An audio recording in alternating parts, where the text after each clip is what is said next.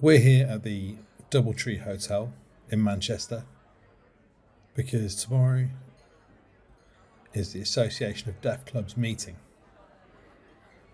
at Manchester Deaf Centre. So this is the night before, and we're just having a meeting to discuss mainly about the issue of coaching. So, Rebecca, what else about coaching? Well, it's been a very interesting discussion, and we've been offering different perspectives about tomorrow. So I work for the British Deaf Association,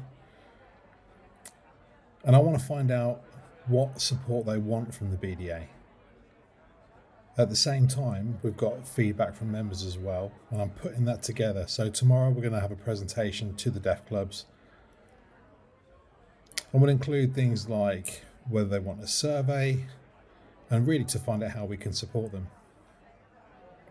Andy, do you agree? So linked to coaching, yes, obviously coaching is a skill and you have to train to learn how to become a coach. But it's interesting that other deaf associations can support deaf clubs through mentoring as well. And we discussed the potential of setting up a mentoring network to work alongside coaching to help support local deaf clubs. So you're a skilled professional coach yourself. What's your view? I'm a professional coach, but I'm not a professional signer, so I apologise for that. It's so interesting, this conversation, and I feel that as coaches we need to offer real support to deaf people and more of it. There's loads of potential benefits to coaching. Deaf people are at high risk of isolation and discrimination, and also mental health problems. So it's really, really out there, and coaching can provide that support for sure. At the last meeting, we agreed that there's a big concern over the number of young people getting involved in deaf communities, and we need to expand the number of young people getting involved, which is hard because of clubs closing for financial reasons, and also new people aren't coming along. They're two issues. I'm looking forward to tomorrow to find out how we can work together.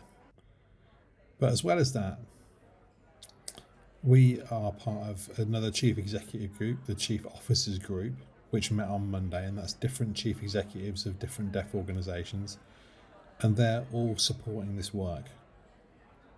So it's important that what we learn tomorrow we're going to take to our colleagues in the Chief Officers Group.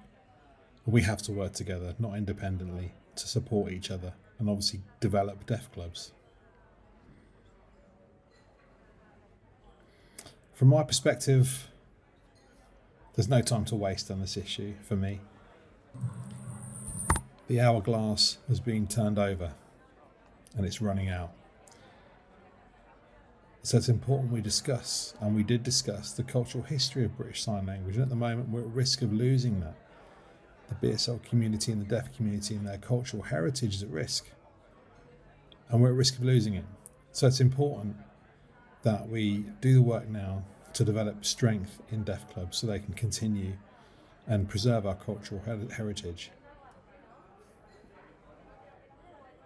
You were talking about UNESCO, and that was very interesting. We were talking earlier about how we've influenced the government to listen to our concerns. We've been campaigning for many years, but one new piece of information was really interesting, and it's about our cultural heritage, but it's linked to protection of world heritage. That's a deep topic, and I'm going to share that tomorrow, but also I did it tonight and had a chat, and we're going to talk to deaf clubs about that and have more discussion about this. It's an important topic. It's been a long, interesting discussion tonight. It's been amazing. It's really beyond what I expected. I expected a bit of a small chat, but no, this was a serious conversation. And I really just hope that tomorrow we'll be able to take the next steps and achieve something. This is also perfect because this week is Sign Language Week. So it might be nice for us at the end to say, Happy Sign Language Week, right? Yes, agreed. Bye.